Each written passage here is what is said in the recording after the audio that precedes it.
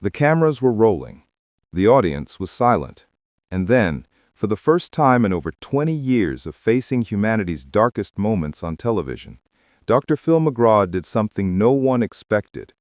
His voice cracked, his hands trembled, and tears he had held back through thousands of episodes finally broke free.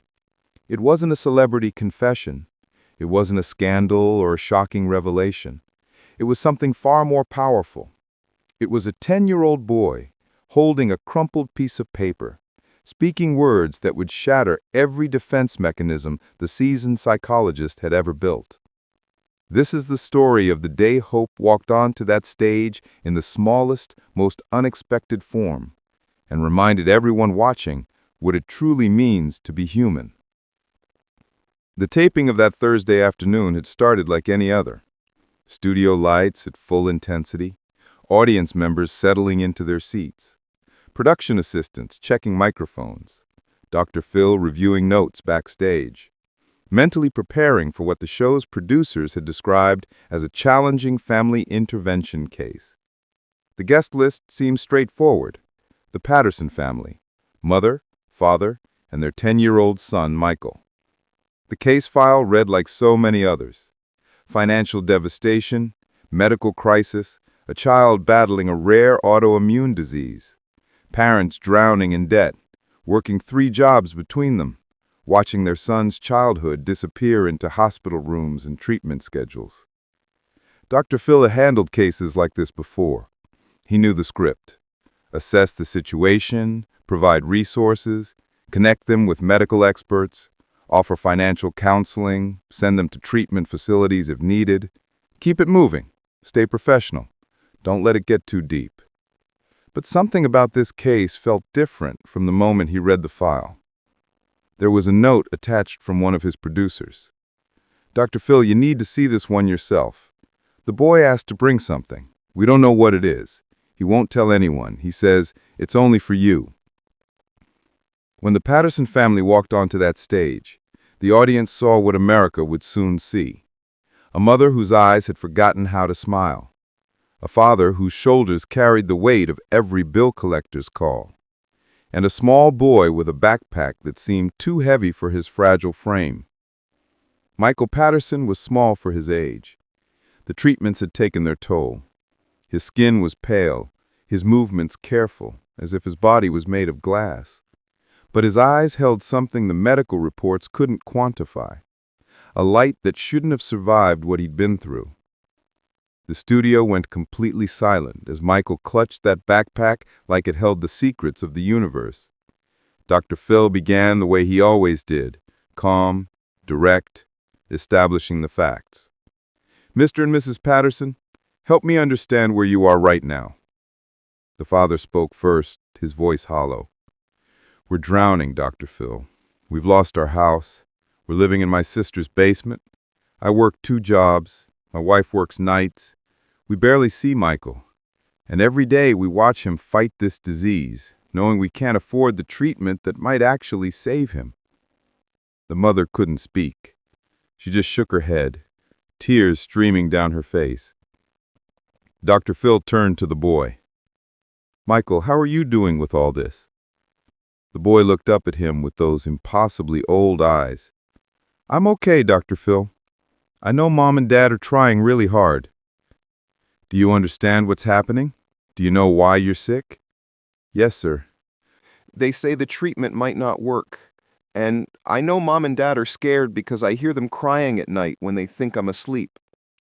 Mrs. Patterson let out a sound somewhere between a sob and a gasp. "But here's what I know, Dr. Phil. Here's what I really know."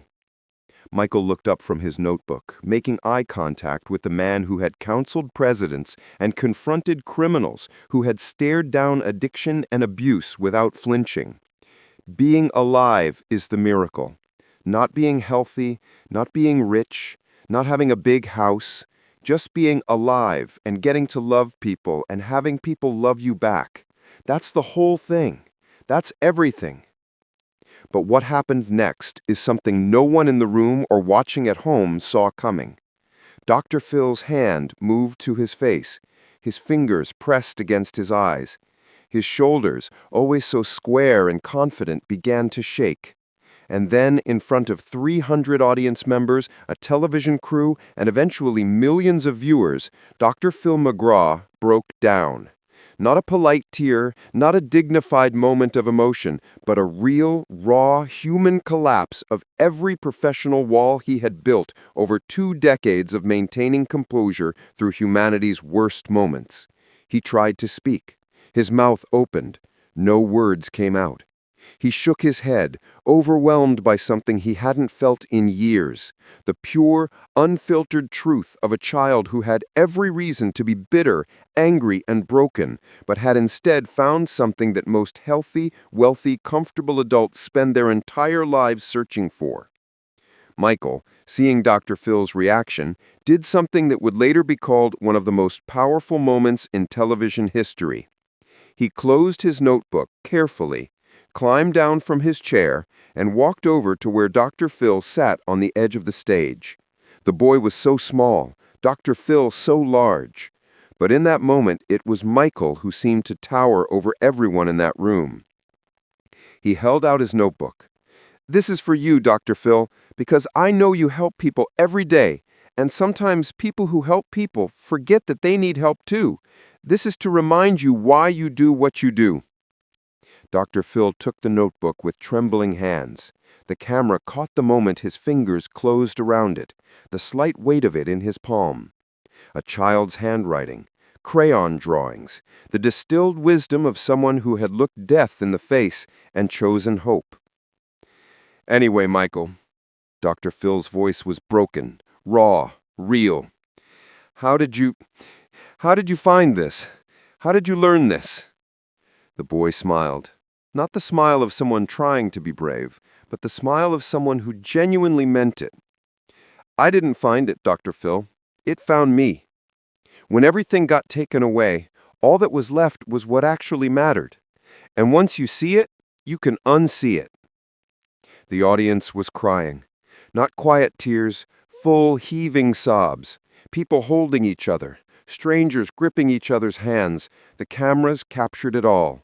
The collective breaking and rebuilding happening in real time. Dr. Phil stood up slowly. He looked at Michael's parents. "Do you understand what you have here?